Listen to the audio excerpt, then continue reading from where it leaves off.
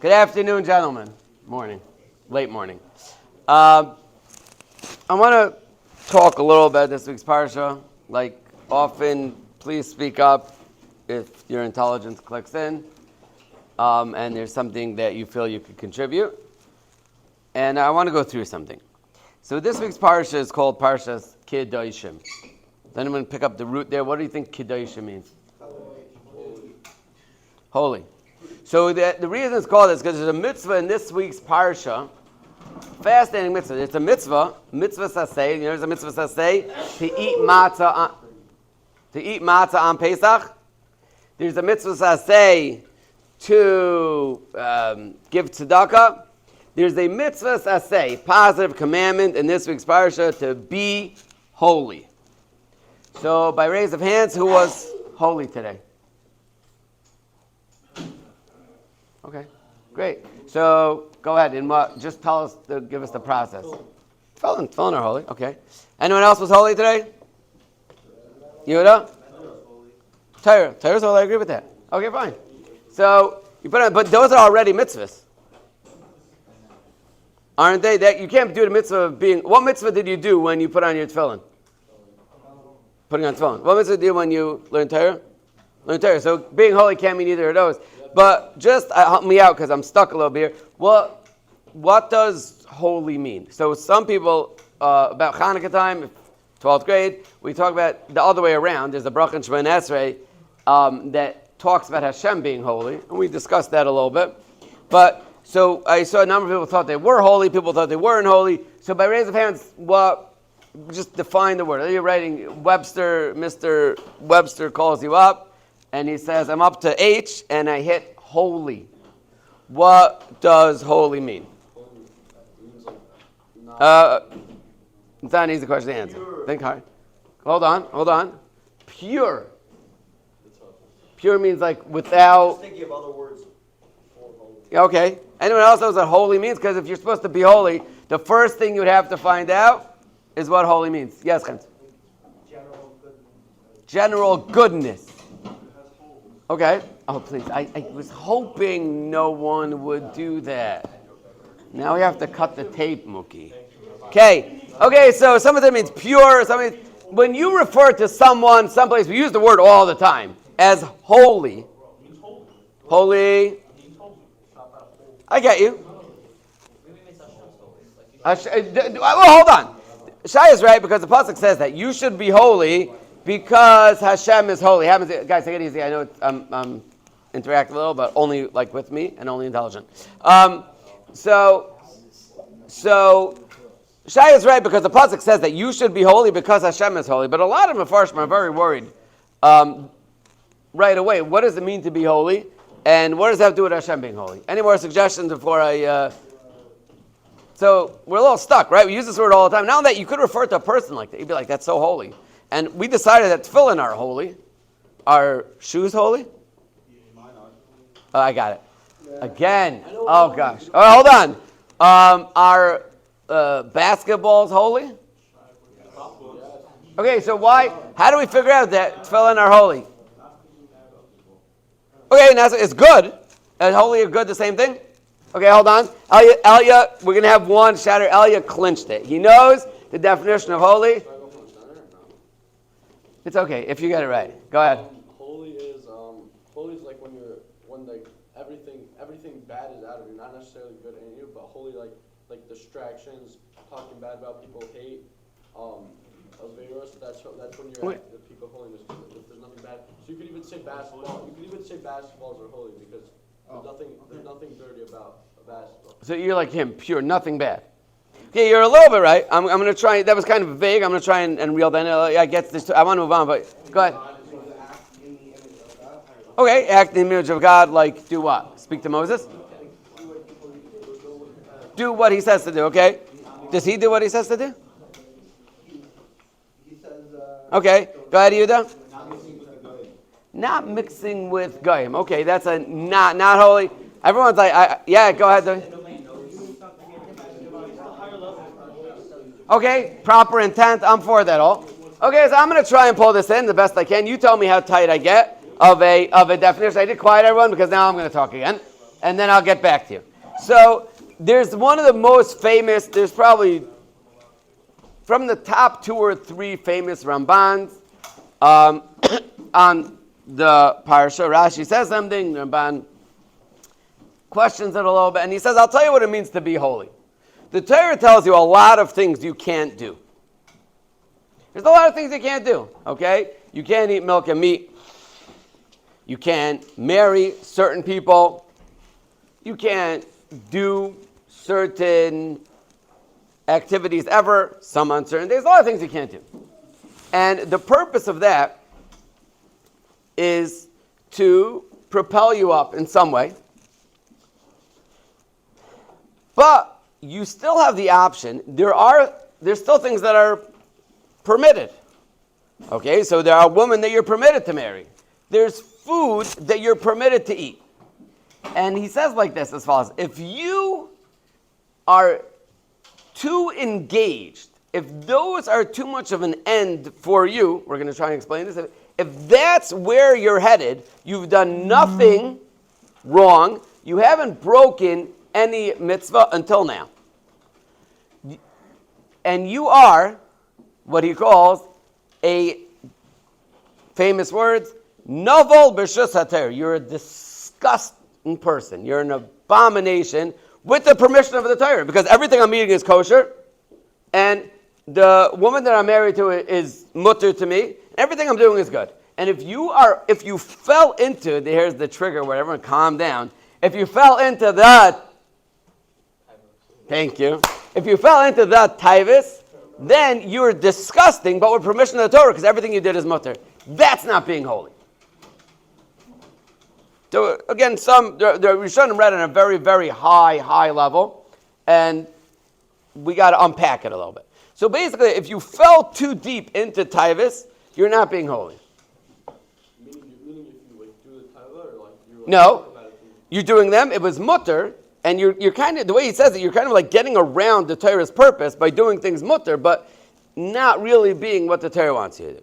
So what does the word Kedusha mean? I want to tell you first what the word Kedusha means. The word Kedusha means holiness. It actually means, the best word is, means focused. It means designated. If you, Mirz Hashem, in a couple of years, you're going to be standing under a chuppah. Rabbi Kutov is going to be your Masader Kedushin, and you're going to call him up. You're going to say, Mechubed Mitzida Kedushin, Rosh Yeshiva, the Yeshiva, G'dayla, the Cleveland, Ve'aglil, Zichron, Pinchas, David, Tzvi, Moshe. That's going to be our donor for the new building, Mirz Hashem. Rav Hagoyin, Rabbi Yishai, Michal Kutov. And then he's going to come up. He's going to make a little scuffle on his way. He's going to have someone help him up the steps. And he's going to help you out with the Kedushin. Okay, so what are you going to say to that wonderful girl that is going to help you grow? You're going to say, Harei at mikudesh esli. You were open to the public. You were available. But now you're designated for me. You can't marry anyone else. You're an Eshesh. That's what it means. You're designated. Kedusha means you're focused. You're designated. Now, everyone has a purpose in their life. And most people, assuming you're on that level, most people think about their purpose. Most people would like to do their purpose. And they're kind of focused on it. But there's distraction. What distraction means? Something that you're not controlling. So let's say, I'll give you an example. When I was a pitcher in Major League Baseball, right? So my slider, I had it down to pat. It would come in inside corner at a plate, just above the knees. That was I was aiming for right there. I could look right at it, send my slider in, just above the knees, inside corner. And if that spot, it's almost impossible to hit. Baseball is a sport, Canadian. It's kind of like golf, but you run bases. Anyway, so that's right. But the problem is like this. Even if I have perfect aim, there are other things that might pull it off track. So there could be wind. That's out of my control. And the wind could pull it off track. There could be things in my control that I don't mean to do. If I spin it wrong and I'm heading right, So the spin is knocking off track. So I'm focusing on a certain spot. Boom. And then there's things that pull it that are not part of my focus. They're not part of what I'm trying to do. So let's say a person wakes up in the morning, and if they start thinking what their day should be like, hopefully a healthy person thinks like, okay, basically I screwed up my life till now, so what should my day be like now? So they could probably figure it out. And there's things that they would think about if they could stay focused. But there's other things that are not what they want.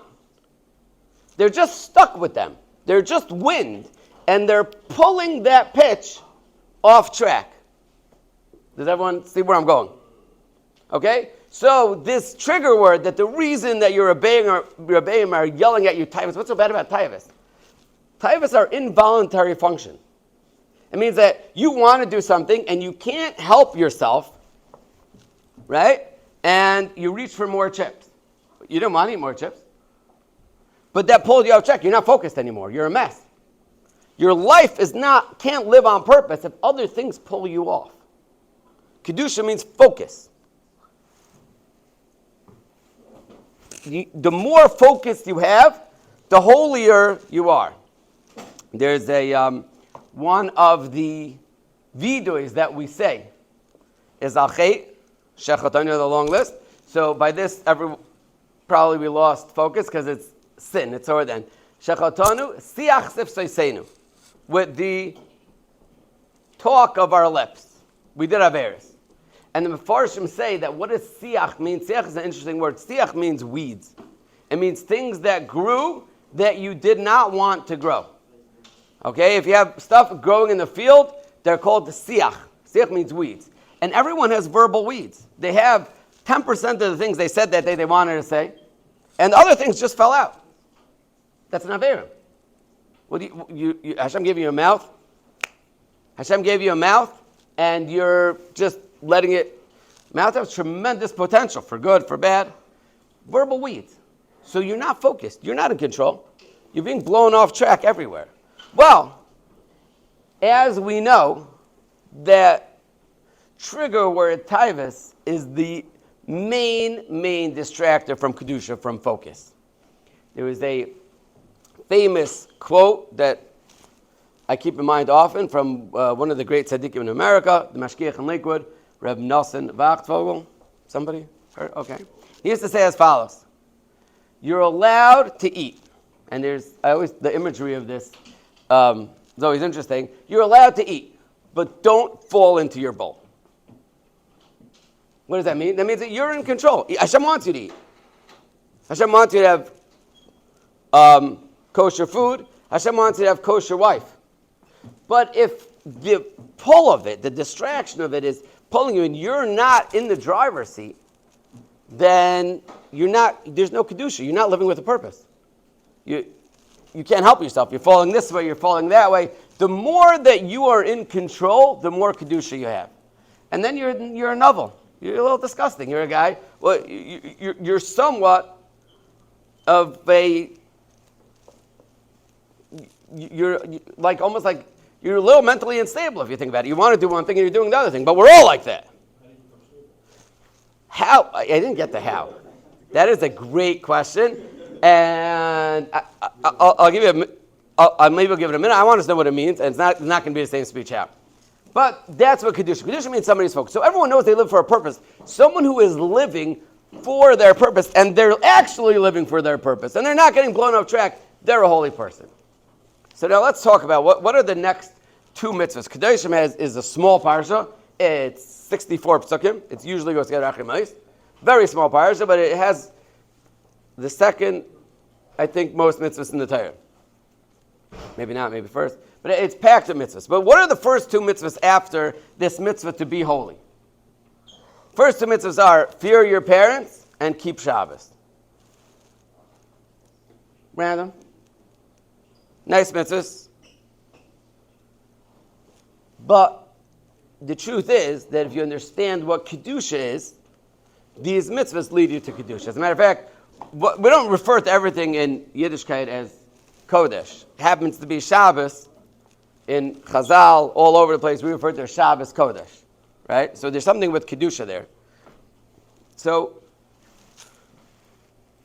both of these mitzvahs, these are the key. Parents and Shabbos are the key to figuring out your purpose and staying on track. So parents is obvious. Parents is obvious because hopefully that's your identity. What does it mean your purpose? It means Hashem made you. There's nobody like you. He gave you this machine that's you, and you have a job. So if you stay on track to do your purpose, you got to know what the machine is and what he wants from you. He doesn't want the same thing from you as he does from you. How do I know I'm correct? It's very hard to know, but it's not that hard. Is that what you're asking? Too many good questions that are not with it. This is just the introductory. But how? Very good question. How do you know what you're supposed to do in life? We're saying that you're supposed to live your purpose. So one of the first clues to your identity is where you came from. And then, of course, there's Shabbos. We discuss Shabbos all the time here. But the basic idea of Shabbos is that if you build all week, so when are you what you built? If you build all week, which you should be building all week, so when are you what you built? When are you you? So Shabbos. That's when you're, at some point you have to stop and take inventory. You should be building all week like Hashem made the world all week. And then when do you be that guy? What do you do Shabbos? Family, that's who you are. You don't build because you're being. You're not building. You built all week, right? Ideas. What are you? If you're anything, your ideas and opinions when they're true to what you think. They could be right or wrong. You could be at whatever stage. You sit around. You be yourself. Shai, what are we doing on Shabbos? What are we doing on Shabbos? Someone tell me what we're doing on Shabbos. Mental, what are we doing on Shabbos? Thank you. Just live. So you be yourself. That's Kedusha. Why do we call Shabbos Kodesh? Because that's when you are you. And that is connecting with Hashem. Because what did Hashem do? He set you down with your set of tools, with your skill set, to be you. That's your biggest job. So when you connect and you're actually you, that's when you're connected to Hashem. So, I ripped off Zevi here. I didn't tell him how you figure out who you are. I didn't tell him, after you figure out who you are, how you stay focused or how you work on minimizing those distractions. But at least we figured out what Kedusha is. Kedusha means focused on what? On what you're supposed to be. You're here for a reason. And we all know that we get knocked off track. So, at least this Shabbos is Parshas Kedoshim. Let's give it some thought. No one will know. You could be a cool guy afterwards and be indifferent, but somewhere inside yourself, think about why Hashem put you here and who you're supposed to be, and that is Kedusha.